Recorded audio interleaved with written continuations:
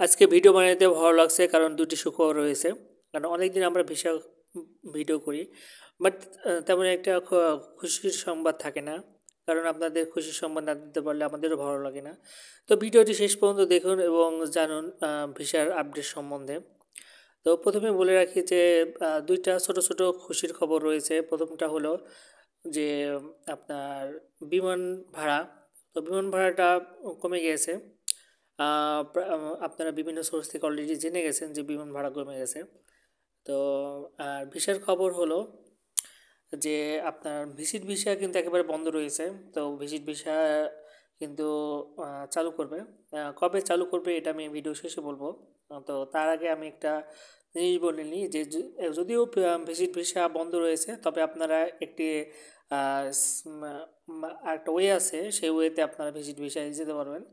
তো সেই ওয়েটা হলো যারা অলরেডি আপনার আরব আমিরাতে রয়েছে, তো তাদের থেকে যদি আপনি আম, একটি অনুমোদনপত্র নিয়ে নেন, যেটাকে বলে আপনার স্পন্সর। তো কেউ যদি আপনাকে স্পন্সর করে, সেক্ষেত্রে আপনি আরব আমিরাতে ভিজিট করতে পারবেন।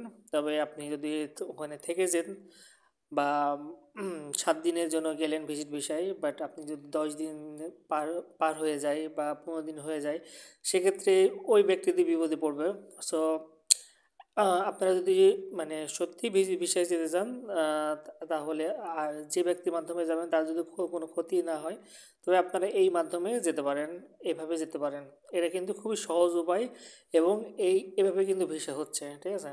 আর যেটা আপনার শ্রমিক ভিসা প্লাস হচ্ছে যে এই ভিসা কিন্তু এখনও খুলে নাই শ্রমিক ভিসা, পুরোপুরি খুলে নাই। তবে হচ্ছে যে আপনার বিভিন্ন ব্যক্তি বা প্রতিষ্ঠান যেগুলো রয়েছে, সেগুলো আপনার ব্যক্তিগতভাবে আপনার কিন্তু শ্রমিক নিচ্ছে।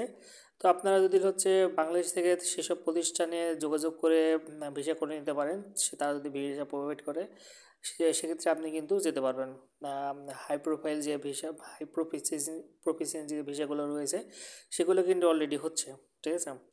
তো আপনার আসলে সরকারিভাবে যে মানে আপনার মানুষ এখনও সেটা হচ্ছে না।